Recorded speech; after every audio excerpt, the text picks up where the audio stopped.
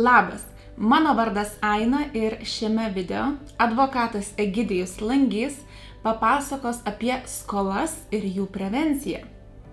Sužinosite, kas tai yra skolos ir kodėl jų reikėtų vengti bei kokią įtaką jos daro įmonės įvaizdžiui bei prestižui. Taps aišku, kodėl skolos yra blogai ne tik skolininkui, bet ir kreditoriui, bei kokias rizikas jam tos skolos kelia. Paaiškinsime, į ką pirma reikia atkreipti dėmesį prieš pradedant skolų išieškojimo procesus. Taip pat advokatas pasidalins, kaip atrodo sėkminga skolų prevencija. Papasakosime, kaip teisingai turi būti sudaromos sutartys, vardan to, kad išvengtume klientų, jog jie nepataptų tais skolininkais. Na ir galiausiai sužinosite, kam reikalingas teisinis auditas bei potencialių klientų ar verslo partnerių vertinimas ir atranka. O jeigu jau dabar norite jaustis ramiau ir sužinoti, kaip galite sutaupyti daugiau laiko ir nervų bei lengviau instruktuoti darbuotojus, atsisakant visų popierinių instrukcijų ir žurnalų. Po šiuo video rasite nuorodą. Spauskite ir pažiūrėkite, kaip DST darbo saugos e-sistema padeda sklandžiau įgyvendinti darbo saugos ir sveikatos reikalavimus. O dabar spaudžiam prenumeruoti ir nykščio mygtuką esantį apačioje, taip padėsite YouTube algoritmui. Na kągi, perduodu žodį Egidijui. Iš pradžių tai galbūt norėčiau apskritai pasakyti, kodėl mums tos skolos reikėtų vengti ir kuo tai yra blogai. Nes visų pirma, neturint skolų mes išvengiam neigiamų pasekmių kažkokių, tai, kurios gali iš to kilti. Tai yra, sakykime, teisminiai ginčiai, antstoliai, bankroto bylos rizika, nes skolos iš principo tai yra, jeigu mes kažkam nemokam, tai vadinasi, kad pas mus yra trūkumas apyvartinių lėšų ir mes nesugebam susitvarkyti, o pagal juridinio asmenų nemokumo įstatymą bet koks nemokėjimas yra signalas apie nemokumą. Ir iš to išplaukia visos kitos pasekmės. Tai pirmas dalykas, kad mes statom įmonę į riziką, kad jinai bus nemoki. Antras dalykas, tai yra vadovo atsakomybės klausimas, kad jisai turi kreiptis į akcininkus ir po to į teismą dėl bendrovės nemokumo. Ir trečias klausimas, tai yra rizika dėl tyčinio bankroto, jeigu vadovas nesikreipia laiku ir, sakykime, tų skolų augo, tai vadovas ir žalą turės atlyginti ir plus papildomai po bankroto bylos akcininkai dėl tyčinio bankroto gali būti patraukti irgi atsakomybę. Tai atrodytų, kad kas čia tokio, kad šiek tiek skolingi palauks, nenumirs, mums irgi nieks nemoka. Tai šitie dalykai nepraeis. O kitas momentas yra tas, kad vadovo pastangos atiduoti skolas, bet jas didinant, nes, sakykime, vieną atidavėm, kitą išaugo, tai nėra išeitis. Aukščiausias teismas senai yra pasakęs, kad įmonė vadovo veiksmai siekiant atstatyti, atkurti įmonės mokumą, nėra reikšmingi, vertinant įmonės nemokumo per juridinio asmenų nemokumo įstatymo prizmę. Ir tai reiškia, kad įmonė, kur yra nemoka savo kreditoriam arba neatsiskaito su kreditoriais, tai yra vienas iš nemokumo ženklų. Kitas, aišku, dalykas, kad jeigu mes nesame skolingi, tai išsaugom gerus verslo santykius su savo kreditoriais. Tai natūralu, kad kai atsiskaitam laiku, kai galų gale informuojam laiku apie tai, kad negalėsim vykdyti įsipareigojimų, tai tokiu atveju kreditoriai šiek tiek kitaip žiūri mus. Ir tas ypatingai išryškėjo pandemijos metu, kada reiškia atsirado nemažai skolų dėl sustabdytų verslų ir, sakykime, ypatingai tie verslai, kurie buvo tiesiog uždaryti. Nuomininkai nemokėjo nuomos mokesčio ir neinformuodavo savo kreditorių apie tai, kad jie susidūrė su tokiam problemom ir kreditoriai to nežinodami reikalaudavo iš jų skolų. Tai iš tiesų reikia tiesiog suprasti, kad tol, kol jūs neatliekat kažkokių tai veiksmų, tol kreditoriai apie tai nieko nežino. Tai jeigu jūs nemokat skolos, bet nenurodote, kodėl jūs jos nemokat, tai tokiu atveju mes iš kreditoriaus pusės negalime žinoti, kas jums nutiko, kodėl jūs nemokate tos skolos, ar jūs susidūrite su finansiniais sunkumais, ar kad yra laikini, ar nuolatiniai ir panašiai. Tai šitoje vietoje vėlgi yra labai svarbu informuoti kreditorius, su jais bendradarbiauti ir tokiu atveju išvengti rizikos galimų kažkokios, tai kad jūs būsite ten patraukti atsakomybę įmonę ar kaip fiziniai asmenys ir panašiai. Ir, sakykime, lygiai taip pat taupomas laikas, pinigai, kurie iš esmės irgi kainuoja, nes jeigu jau atsidūrė teisme, tai jau dėl skolų, tai reikia tiesiog suvokti paprastą dalyką, kad tai kainuos pinigus, nes kažkas jau parengė ieškinius, kažkas jau pasiruošė atstovauti ir šitoje vietoje jau patirtos yra išlaidos, žyminis mokestis sumokėtas ir taip toliau. Tai šitie dalykai nereikalingi. Dabar, kodėl skola yra blogai kreditoriui, tai mes iš esmės prarandam apyvartinės lėšas, sutrinka atsiskaitimai, negaunama tai, ko tikėtas iš sutarties, bankroto rizika, teisminiai procesai, sudėtingas sprendimo vykdymo procesas. Nes šitoje vietoje jums kaip kreditoriui, jeigu jūs turite skolininkų, tai ypatingai šiuo etapu, kada yra daug neapibrėžtumo energetikos sektoriui, daug neapibrėžtumo apskritai, ruošiamas recesijai, krizai ir taip toliau. Ir, sakykime, matom jau tuos pirmus ženklus apie mokėjimų sutrikimus, tai ne visi laiku atsiskaito, jau atsiranda prašymai dėl išdėliojimo terminų grafikų ir taip toliau. Tai šito vietoje reikėtų matyti, atkreipti dėmesį į tai, kad jeigu jūs esat kreditorius ir ar turit skolininkų, nes jūs tiesiogiai, kaip kreditoriai, sakykime, šitoje vietoje prarandate apyvartinės lėšas, tiesiog net gaunate tų pinigų, kuriuos galėtumėt naudoti apyvartai. Jums lygiai taip pat, jeigu, sakykime, jūs dalyvautumėte, tarkim, kažkokiam projekte, nes, sakykime, už jūsų atliktą darbą turi būti atsiskaityta, bet jūs turite atsiskaityti su kažkuo. Tai iš esmės, kas susijęs su tais dalykais, tai negaunam ir tų apyvartinių lėšų, bet kitas momentas yra ir tas, kad mums patiems kyla nemokumo problemos vien dėl to, kad mes, sakykime, spręsdami klausimus savo skolų išieškojimo, mes prarandam galimybę atsiskaityti irgi su kitais, nes iš esmės skola tai yra tai, ko mes negaunam iš sutarties, sakykime, atlyginimo už mūsų suteiktą paslaugą, parduotą produkciją ar, sakykime, kažkaip kiti variantai, už ką mes, kokia mūsų yra veikla ir už ką mes gaunam pinigus.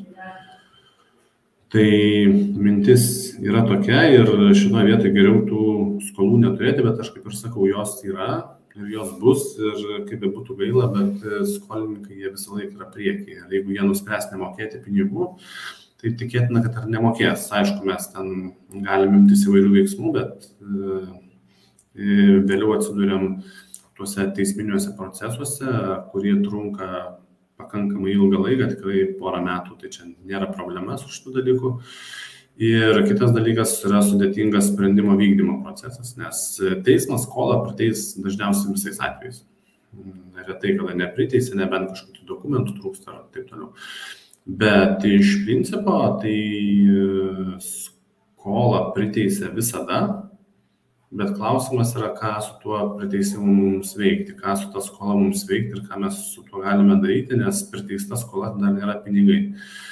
Tai mes turėtumėm kreiptis į teismą dėl vykdymo dokumentų išdavimo ir tokiu atveju atiduoti antstoliam, o jau antstoliai ar ras ar neras turto, tačiau kitas klausimas. Tai iš principo, kokį rezultatą mes gaunam? Mes bandome skolas prisiteisti, mes jas prisiteisėm, mes patiriame išlaidų, tas išlaidas mums priteisė, bet su išieškojimu atsiranda problema ir mes po to išieškojimo nelabai ką ir galim padaryti, jeigu skolininkas, tarkime, neturi turto ar panašiai. Tada mes jau pradedam žaisti žaidimus su bankrotais, tyčiniais bankrotais ir taip toliau, kuriuose dedam viltis ir pastangas dėl to, kad galbūt skolininkas turi kažkokio turto ar turi kažkokią susijusią įmonę ar su juo susiję asmenys turi turto. Ir tokiu būdu bandom dėti visas pastangas skolai susigrąžinti. Bet čia yra pasiekmė to, ko mes galbūt nepadarome, kai galime padaryti ir, sakykime, šitoje vietoje kai turime galimybę ir pirmus ženklus, kad skolininkas jau nemokės pinigų. Taip. Skolininkas, tai lygiai tas pats iš skolininko pusės, ką ir sakiau, tai nutrūksta verslo santykiai, ribojamos kreditavimo galimybės, turto arešto grėsmė, teismo procesai, veiklos tyrimai, bankroto procesas. Tai visi šitie dalykai skolininkus persekioja, bet ką aš noriu atkreipti dėmesį, kad jeigu jau tas asmuo, kuris yra skolingas jums, tai jis tikrai yra skolingas ir kitiems. Ir turto areštas skolininkų nebegąsdina. Sakykime, jie turi to turto areštų bet kiek ir, sakykime, jie turi teismų ne vieną. Ir šitoje vietoje jie tiesiog, kaip sakyti, vegetuoja šitoje vietoje, galbūt dar kažką bando veikti, o gal net ir nebebando veikti, nebevykdo kažkas tai veiklos ir tiesiog laukia, kol jų ten tos dienos jau suskaičiuotos ir tiek. Ir niekas neįvyksta ir jūs tikrai nebūsite patys pirmi, kurie ten užsidėsite areštą ir kurie reikalausite skolos sumokėjimo. Jeigu jums nemoka ir kitiems, tai čia elementari taisyklė iš praktinės pusės žiūrint ir tų skolų yra, kaip ir mes, lygiai taip pat iš savo profesinės patirties, tai irgi teikiam teisinės paslaugas ir kaip ir viskas atrodė tvarkingai, kelis mokėjimus atliko, po to mokėjimų nebeatlikinėjo ir, sakom, paduosim į teismą, padarėm į teismą, laimėjom, prasiteisėm, atidavėm antstoliam, o ten 14 vykdomųjų bylų, kurių mes anksčiau nežinojom, nepasižiūrėjom, neįvertinom ir taip toliau, bet viskas sėkmingai baigėsi taip, kaip ir turėjo būti. Tai šito vietą reikėtų tiesiog įsivertinti šitus dalykus, kad ir patiems yra blogai, kai jūs neturite galimybę susimokėti, bet kita vertus reikia pasižiūrėti, kodėl nemokam. Gal tai yra, sakykime, principiniai kažkokie reikalai, gal manom, kad nereikėtų mokėti, nes ne visi reikalavimai, kuriuos kažkas pareiškia, juos reikėtų iš karto pulti vykdyti. Tai vėlgi reikėtų į tą dalyką atkreipti dėmesį ir kad ne visi tie, reikalavimai, kuriuos tenais jums pateikia, reikėtų iš karto pulti vykdyti. Bet jeigu jums yra kažkas skoloje, tai tikrai aš bent jau šiame kontekste siūlyčiau tikrai labai nedaryti didelių nuolaidų ir ten tų verkšlenimų neklausyti labai didelių, kad čia mes įstrigom į duobę, įkritam dar kažkur ir taip toliau. Ir duokit mums laiko, mes tikrai sumokėsim ir taip toliau. Jau tai yra pirmi signalai, gal ir sumokėsiu, jums geriau žinot, kaip ten tas kreditorius elgėsi, bet jau jeigu žmonės nebemoka, jeigu prašo atidėjimo anksčiau mokėjo, tai jau pirmi signalai yra apie tai, kad turėsime problemų ir tą problemą reikia jau spręsti. Dabar skolų administravimas, tai jisai iš principo susideda iš 3 tokių dalių. Tai pirmas dalykas, mes turime skolų prevenciją, antras skolų išieškojimą ir trečias skolų pripažinimą beviltiškomis. Skolų prevencija tai yra įmonės vidinė tvarka, vidinė dokumentacija, galima ją apsibrėžti, galima neapsibrėžti, kaip ten įmonėms yra patogiau tą dalyką daryti, bet kuriuo atveju turime skolų prevenciją, skolų valdymo politiką ir kaip mes tuo dalyku tvarkomės. Ir jau tik tai po to einam prie kito etapo, jeigu nepavyko skolų prevencija, kalbam apie skolų išieškojimą ir galutiniam rezultate skolų pripažinimas beviltiškomis. Čia buhalterija labiau šitą dalyką žino, bet mes apie tai kalbėsim. Ir truputėlį pristatysiu tą tvarką, kaip tą galima padaryti, nes skolos, kurios nesiekia 100 eurų ar šiek tiek yra smulkios ir jų ten išieškojimas kartais tikrai kainuoja gerokai, kartais brangiau negu kad, kaip pavyzdys, tą skolą pripažinti beviltišką. Taigi, skolų prevencija. Nežinau, kiek jūs esate susidūrę su tuo, ar kokia pas jūs įmonė politika, ar kaip tas visas klausimas veikia. Tai aš tą klausimą pristatysiu, jeigu turėsite kažkokių minčių, diskusijų, pasiūlymų, nesutikimų, irgi sakykit, viską aptarsim ir išdiskutuosim, kad jūs turėtumėte naudos. Skolos prevencija tai visų pirma yra toks, kaip sakykime, planas visas, ką galima padaryti, tada kokias priemonės naudoti. Tai pirmas momentas yra skolų prevencijos, kas yra, sakykime, konsultacija su teisininkais, finansistais, auditoriais ir visais kitais, kurie yra susidūrę su šitų klausimų, nes skola tai nėra paprasti dalykai. Aš kiek susiduriu iš praktikos, tai sako, tai jo, turim čia tų skolininkų, priminimą išsiuntėm ir tiek. Galimas, aišku, ir toks variantas, galima ir taip prieiti prie tos skolos, bet tai neveikia. Nėra veiksminga, išskyrus tuos skolininkus, kurie tiesiog pamiršo, arba kurie yra geruose santykiuose su jumis, bet dėl kažkokių priežasčių, tarkim, nesumokėjo dalies ar visos, ar pamiršo. Tai iš šitų visada ką paimsit. Jie turi pinigų, tik tai dėl pamirštų dalykų nemoka, arba, sakykime, buvo ginčas kažkoks, tai dėl kurio jie manė, kad nereikės mokėti, o tam ginčiui pasibaigus jau atsirado pareiga ir jie jau susimokėti turi. Tai šitoj vietoj mes jau turime tą visą tokį variantą ir sprendžiam šitus klausimus, bet kalba yra apie tuos skolininkus, kurie jau yra tokie blogi ir su kuriais mes nebelabai gerai sutarėm ir tikėtina nebesutarsim. Tai dėl to šitoj vietoj, kai jau matome pirmus signalus, kad kažkas tai nemoka pinigų, bet tai nebūtinai susiję tiesiogiai su piniginė prievolė. Tarkime, vyksta statybos rangos darbai. Jūs nemoka dalies pinigų. Dalis pinigų yra sulaikoma kaip sutarties vykdymo užtikrinimui.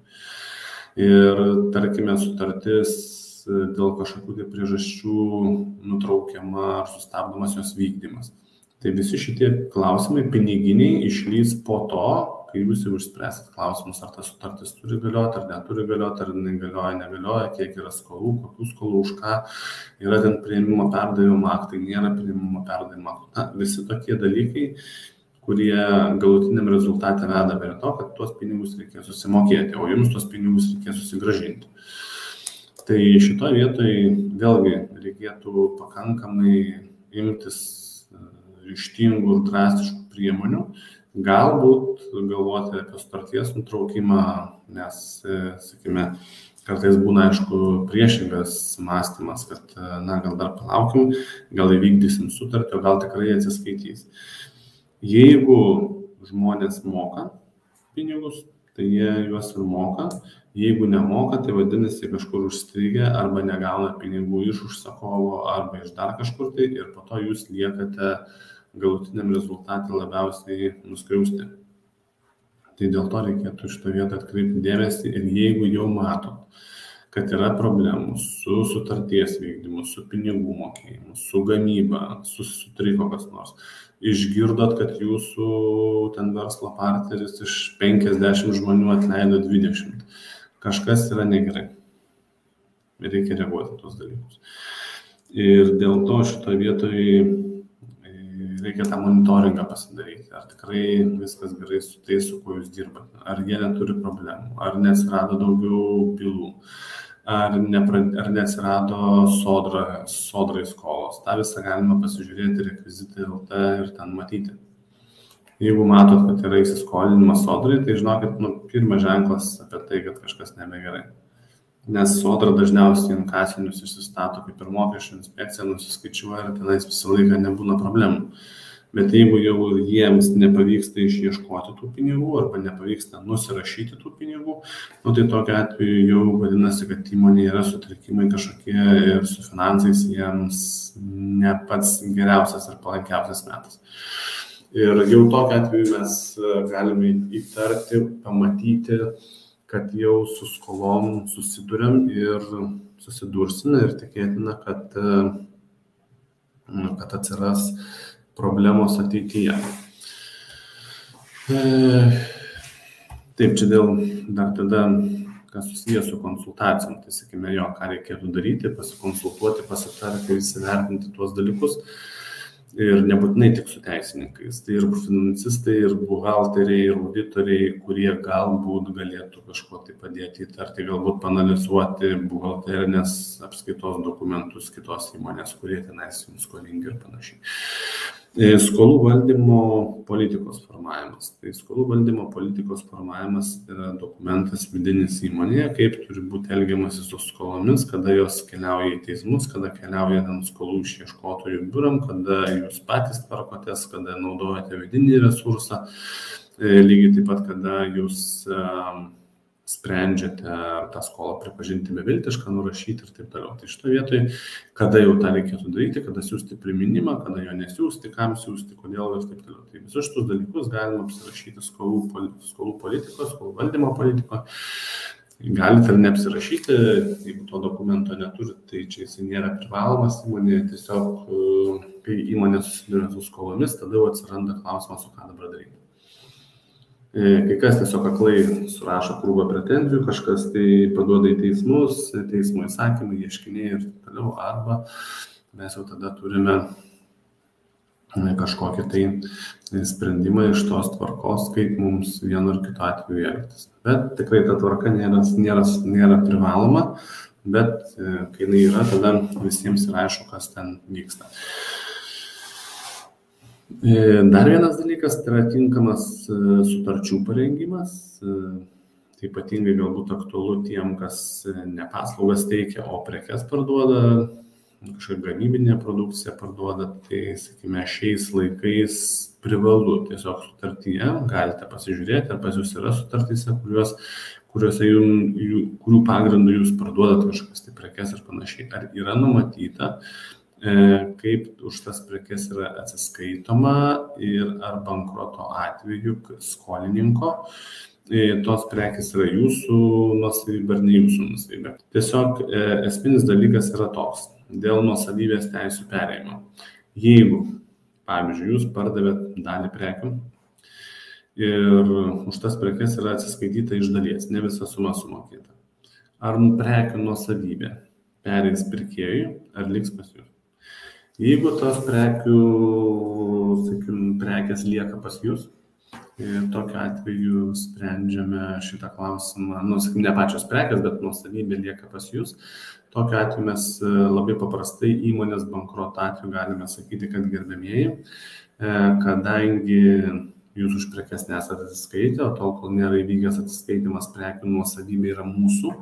Čia yra ypatingai aktualu bankrote, nes bankrote nėra galimybės įskaityti tų visų reikalavimų, tai realiai tokiu atveju jūs galėtumėte tas prekes atgauti atgal, jeigu jos dar yra.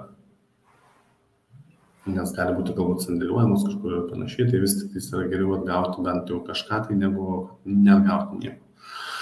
Ir šitą vietą reikėtų įsirašyti tokius dalykus į sutartis, nes priešingų atveju gali būti ir taip, kad, sakykime, jūs pardavėt dalį prekių, tos prekės atsigulė pas kažką, pas jūsų pirkėją sandėlį, bet už tas prekes dar nėra sumokėto, jis toliau pardavinėja, pinigus leidžia, o jūs pinigų negaunate. Bet jeigu nuosavybė į prekes jau perėjo jam, tai jūs galėsite reikalauti tik tai skolos už parduotas prekes. O tų prekių paprašyti atgal nebegalėsite, tai nebent taip pat sutiks, o skolos reikalavimas, tai teistis, bylinėtis, gauti teismo sprendimą ir tada bankroto byloje kaip kreditorium būti ir dalyvauti kreditoriaus teisėmis. Tačiau nieko negalėsite padaryti ir niekaip neatgausite tų pinigų. Tai, sakykime, šitą vietą geriau užsitikrinti bent jau prekių atgavimą atgal, jeigu jos būtų, ar, sakykime, būtų bent kažkokia tai dalis tų prekių. Toliau dėl galimų prievolių vykdymo užtikrinimo priemonių. Tai reikėtų, sakykime, čia yra keletas tų dalykų: laidavimas, garantija, hipotekai, keitimas, vekseliai, netesybos, taikos sutartis, neginčio tvarka. Taikos sutartį galima ir ginče visą laiką sudaryti, bet čia tokia prevencija iki tol. Tai labai svarbus momentai yra, kad siekiant sutarčių prievolių vykdymo užtikrinimo, mes renkamės vieną iš šitų priemonių. Tačiau Ne visais atvejais mes tą padarome, po to, aišku, sprendžiame klausimą, kaip vis tik tais reikėtų dabar elgtis, jeigu neturime nei vienos iš šitų priemonių. Ir mes jų dažnai neturime, nes tiesiog pasitikime tai, su kuo mes dirbame. Ir sakom, tai čia, žinai, prekes pardavėm, atidavėm, viskas tinka, viskas puiku. Ir galime po to tik tai gailėtis, kad kažko tai nepadarėme. Tai po to apie kiekvieną iš šitų priemonių aptarsim atskirai, ką jos reiškia, kaip tą dalyką reikėtų padaryti, kaip įforminti ir panašiai. Kitas dar vienas dalykas, tai yra, kas susijęs su skolų prevencija, tai yra teisinis auditas. Viena iš priemonių pasižiūrėti, įsivertinti, ar tos priemonės, ką jūs turite, yra veiksmingos, ar sutartinės prievolės yra tinkamai apsaugotos, ar pas jūsų sutartyje, ką aš ir sakiau, yra viskas tinkamai, gražiai, tvarkingai aprašyta. Ir teisinį auditą daro teisininkai, dažniausiai analizuoja, kokios ten yra sutartys, kas yra sudaryta, kokios yra apsaugos priemonės įdėtos į visą tą klausimą, ir tada galime jau pasakyti, ką reikėtų papildyti, ką reikėtų pakeisti, kad tos sutartys taptų šiek tiek geresnės arba, sakykime, patogesnės ir užtikrintų jums apsaugą nuo galimų skolinių įsipareigojimų. Ir griežtas potencialių klientų ar verslo partnerių vertinimas ir atranka. Nekalbu apie tuos, kas jau pas jūs yra, nes su tais jūs dirbate, turite išdirbtą metodiką. Ir galbūt žinote, kad tenais UAB X su jumis nesiskaito dėl to, kad pas juos dabar yra ne sezonas, bet sezono metu nuo birželio ten kokios pirmos jiems labai gerai sekas ir jie sumoka visas skolas. Tai čia jau jūs puikiai žinote šitą dalyką ir jūs jau tada nieko su jais nedarote. Bet kalba eina apie naujus, galimus, potencialius klientus, su kuriais jūs norėtumėte dirbti, norėtumėte parduoti paslaugą, norėtumėte galbūt parduoti prekę arba, sakykime, kažkokią tai gamybinę produkciją, bet jūs nežinote, kas jie yra tokie.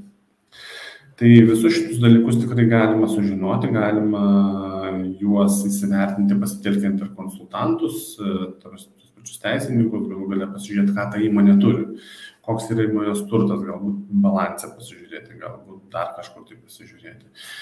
Ar, sakykime, įmonė kokia, tarkime, darbuotojų kaita, nes gali būti, kad jau jie ten susitvarkė tuos darbuotojus turtą išpardavė ir pasižiūrėti, kad, sakykime, jeigu pusę metų iki sutarties su jumis, pas juos ten buvo 100 darbuotojų, o jau dabar jūs pasirašot su įmonė, kurioje dirba ten vos 15. Tai, sakykime, yra signalas, kad kažkas tai įmonėje įvyko tokio negero, kad įmonė atleido didžiąją dalį savo darbuotojų. O tai jau, sakykime, suponuoja išvadą, kad įmonė galbūt susiduria su finansiniais sunkumais, išskyrus, jeigu įmonė pati kažką tai kito papasakos ir pasakys, kad ne, čia viskas yra gerai, mes čia tiesiog perkeliam verslą iš Lietuvos į Lenkiją. Ir, sakykime, dalis darbuotojų perėjo tenais, tai, sakykime, tokie dalykai irgi yra galimi. Ir, sakykime, mes tos klausimus irgi tvarkomės, tai būna, kad verslus perkelia, verslus atidalina, verslus optimizuoja, išskirsto, išdalina atskiria veiklas. Ir, sakykime, įmonė turėjo ten vieną skaičių darbuotojų, tada jie išsidalina per kelis. Tai reikėtų vėlgi įsivertinti, bet esmė yra ne tame. Esmė yra ne tame, kad mes pamatysime tą skaičių, tą faktą, kad kažkas įvyko.